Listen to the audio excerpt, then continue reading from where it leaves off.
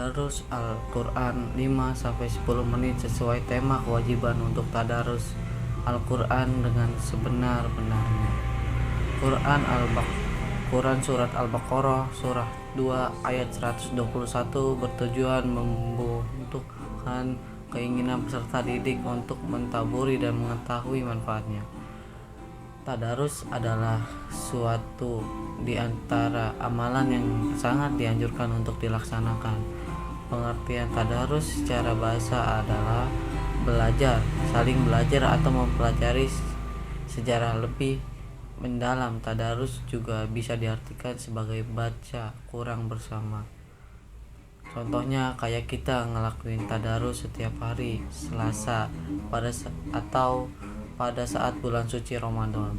Tadarus juga untuk ibadah kepada Allah dan memperdalam pemahaman terhadap ajaran Al-Quran. B. Menganalisis dan mengevaluasi makna Quran Surah Al-Imran Surah ketiga ayat 190-190. Hadis tentang berpikir kritis.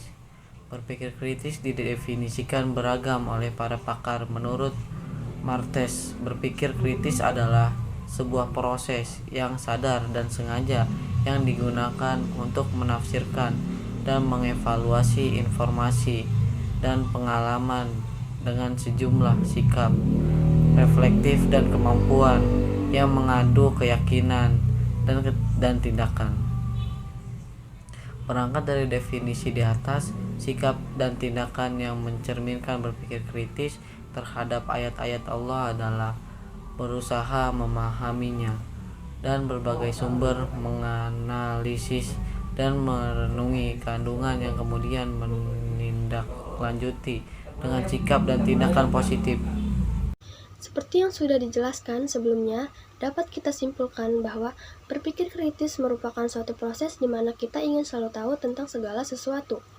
Ada ayat Al-Quran yang mengandung perintah untuk berpikir kritis, yaitu terdapat dalam Quran Surat Al-Imran ayat 190 sampai ayat 191, yang memiliki arti, sesungguhnya dalam penciptaan langit dan bumi dan pergantian malam dan siang, terdapat tanda-tanda kebesaran Allah Subhanahu wa Ta'ala bagi orang-orang yang berakal, yaitu orang-orang yang senantiasa mengingat Allah Subhanahu wa Ta'ala dalam keadaan berdiri, duduk, berbaring, dan memikirkan penciptaan langit dan bumi, seraya berkata, "Ya Tuhan kami, tidaklah Engkau menciptakan semua ini dengan sia-sia, Maha suci Engkau, lindungilah kami dari siksa api neraka."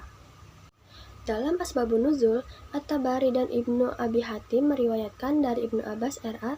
bahwa orang-orang Quraisy mendatangi kaum Yahudi dan bertanya, "Bukti-bukti kebesaran apakah yang dibawa Musa kepadamu?"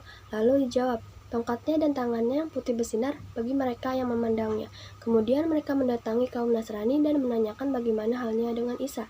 Lalu dijawab, "Isa menyembuhkan mata yang buta sejak lahir dan penyakit sopak serta menghidupkan orang yang sudah mati." Selanjutnya mereka mendatangi Rasulullah SAW dan berkata, "Mintalah kepada Tuhanmu agar bukit Safa itu jadi emas untuk kami." Maka Nabi berdoa dan turunlah Quran Surat Al-Imran ayat 190 sampai ayat 191 dan mengajak mereka untuk memikirkan langit dan bumi tentang kejadiannya, hal-hal yang menakjubkan di dalamnya seperti bintang-bintang, bulan, matahari, serta peredarannya seperti laut, gunung-gunung, pohon-pohon, buah-buahan, binatang, dan sebagainya.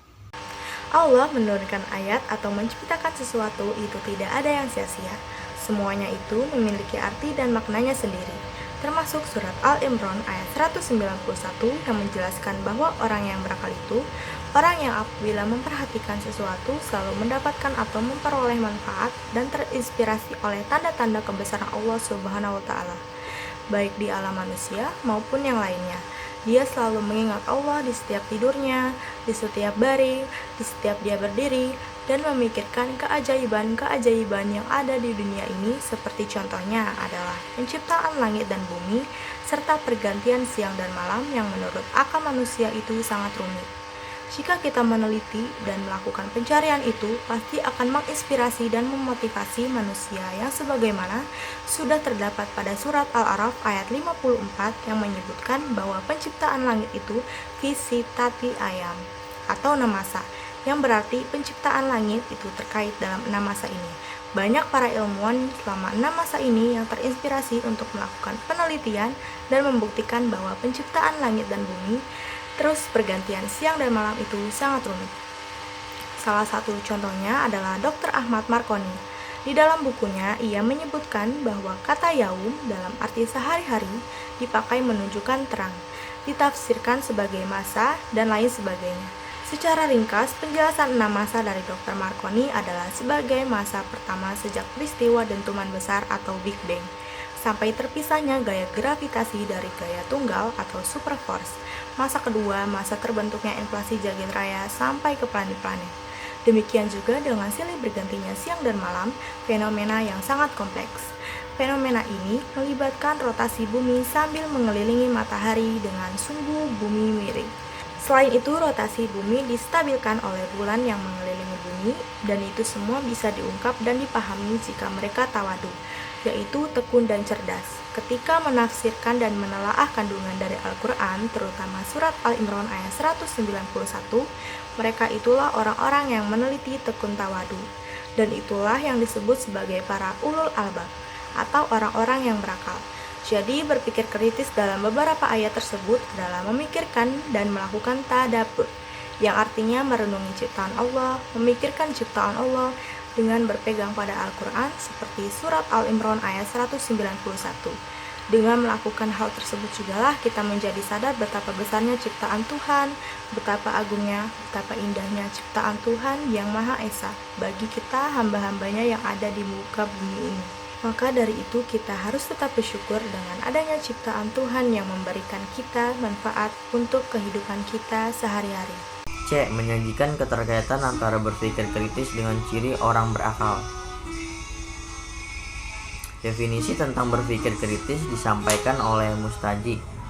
Ia memberikan definisi bahwa berpikir kritis adalah berpikir secara beralasan reflektif dengan menekankan pembuatan keputusan tentang apa yang harus dipercayai atau dilakukan. Contoh dari kemampuan berpikir kritis adalah membuat ramalan, yaitu membuat prediksi tentang suatu masalah seperti memperkirakan apa yang akan terjadi besok berdasarkan analisis terhadap kondisi yang ada pada hari ini. Orang yang dipandang cerdas oleh Nabi adalah orang yang berpikirannya jauh ke masa depan di akhirat. Maksudnya, jika kita sudah mengetahui bahwa kebaikan dan keburukan akan menentukan nasib kita di akhirat, maka dalam setiap perbuatan kita harus ada pertimbangan akal sehat. Disebutkan dalam hadis riwayat At-Tirmidzi dan beliau berkata, hadis Hasan, Rasulullah Shallallahu Alaihi Wasallam menjelaskan bahwa orang yang benar-benar cerdas adalah orang yang pandangannya jauh ke depan, menembus dinding duniawi, yaitu hingga kehidupan abadi yang ada di balik kehidupan fana di dunia ini. Sebaliknya, bermaksiatlah kita apabila bertindak bodoh, karena kemaksiatan sama dengan bertindak bodoh. Sebab hanya memperhitungkan pengadilan dunia yang mudah direkayasa, sedangkan pengadilan Allah Subhanahu wa taala sama sekali tidak dipikirkan atau dilihat. Dengan demikian, orang-orang yang suka bertindak bodoh adalah orang-orang yang lemah. Coba deh lihat gambar ini. Apakah kalian tahu itu laut apa? Ya, benar. Gambar tersebut adalah laut dua warna di Selat Gibraltar yang berwarna biru tua dan biru langit. Dalam Al-Quran, laut dua warna itu sudah dijelaskan dalam surah Ar-Rahman ayat 19-22 dan Al-Furqan ayat 53. Subhanallah ya, Allah Subhanahu wa taala berfirman yang artinya Dia membiarkan dua lautan mengalir yang keduanya kemudian bertemu. Antara keduanya ada batas yang tidak dilampaui oleh masing-masing. Maka nikmat Allah Subhanahu wa taala manakah yang kamu dustakan? Dari keduanya keluar mutiara dan marjan. Al-Quran Surah Ar-Rahman ayat 19-22. Allah Subhanahu wa taala juga berfirman dalam surah Al-Furqan ayat 53 yang artinya, dan dialah yang membiarkan dua laut yang mengalir atau berdampingan, yang ini tawar lagi segar dan yang lain asin lagi pahit, dan Dia jadikan antara keduanya dinding dan batas yang menghalangi. Jangankan bagi masyarakat awam, kalangan akademis pun takjub dibuatnya, sebab keberadaannya penuh dengan keajaiban. Bagaimana mungkin satu laut ditemukan dua warna yang berbeda? Tapi itulah faktanya. Setelah dicermati dan dikaji secara saksama keterangan dari Al-Quran, sejumlah ahli akhirnya menemukan laut dua warna yang tak pernah bercampur yang terletak di Selat Gibraltar. Inilah yang menghubungkan lautan Mediterania dan Samudra Atlantik. Hebatnya lagi, kedua laut itu dibatasi oleh dinding pemisah, yaitu air laut itu sendiri. Namun, para ilmuwan masih mempertanyakan mengapa laut tersebut tidak dapat tercampur. Pertanyaan itu baru terjawab pada tahun 1942 Masehi atau 1361 Hijriah.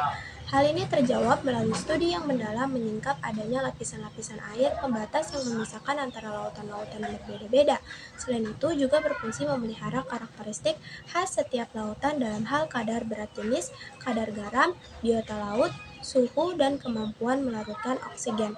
Kemudian, semakin banyak fakta-fakta yang menakjubkan terungkap, sehingga Profesor Schroeder, ahli kelautan dari Jerman, mengungkapkan kekagumannya akan kebenaran Al-Quran, di mana Al-Quran yang diturunkan 14 abad yang lalu telah berbicara mengenai hal tersebut.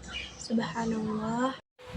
Adapun manfaat berpikir kritis diantaranya adalah sebagai berikut. Yang pertama, dapat menangkap makna dan hikmah di balik semua ciptaan Allah. Yang kedua, dapat mengoptimalkan pemanfaatan alam untuk kepentingan umat manusia. Yang ketiga, dapat mengambil inspirasi dari semua ciptaan Allah Subhanahu wa Ta'ala dalam mengembangkan iptek. Yang keempat, menemukan jawaban dari misteri pencipta alam melalui penelitian. Yang kelima, mengantisipasi terjadinya bahaya dalam memahami gejala dan fenomena alam. Yang keenam, semakin bersyukur kepada Allah Subhanahu wa Ta'ala atas anugerah akal dan fasilitas lain, baik yang berada di dalam tubuh kita maupun yang ada di alam semesta. Yang ketujuh, semakin bertambah keyakinan tentang adanya hari pembalasan. Yang kedelapan, semakin termotivasi untuk menjadi orang yang visioner. Yang kesembilan, semakin bersemangat dalam mengumpulkan bekal untuk kehidupan di akhirat dengan meningkatkan amal soleh dan menekan atau meninggalkan kemaksiatan. Baik, selanjutnya saya akan memaparkan beberapa sikap dan perilaku yang harus dikembangkan terkait dengan berpikir kritis berdasarkan dengan ayat-ayat dalam Al-Quran. Yang pertama, senantiasa bersyukur kepada Allah Subhanahu wa Ta'ala atas anugerah yang diberikan, yaitu akal sehat. Yang kedua, senantiasa bersyukur kepada Allah Subhanahu wa Ta'ala atas anugerah alam semesta bagi umat manusia. Yang ketiga, melakukan kajian-kajian terhadap ayat-ayat Al-Quran secara lebih mendalam bersama pakarnya di bidang masing-masing. Yang keempat, menjadikan ayat-ayat Al-Quran sebagai inspirasi dalam melakukan penelitian ilmiah untuk mengungkap misteri alam semesta. Yang kelima, menjadikan ayat-ayat kauniyah atau alam semesta sebagai inspirasi untuk mengembangkan iptek. Yang keenam, mengoptimalkan pemanfaatan alam dengan ramah bagi kepentingan umat manusia. Yang ketujuh, membaca dan menganalisis gejala alam untuk mengantisipasi terjadinya bencana. Yang kedelapan, senantiasa berpikir ke depan dan memotivasi diri untuk menjadi seorang visioner. Yang kesembilan, senantiasa berupaya untuk meningkatkan amal solih dan menghindari segala maksiat sebagai tindak lanjut dari meyakini adanya kehidupan kedua di akhirat dan sebagai bentuk rasa syukur terhadap anugerah yang diberikan Allah Subhanahu wa Ta'ala. Dan yang terakhir, terus memotivasi diri dan berpikir kritis dalam menghadapi segala hal dan fenomena-fenomena alam yang ada di dunia atau di alam semesta ini. Sekian, terima kasih.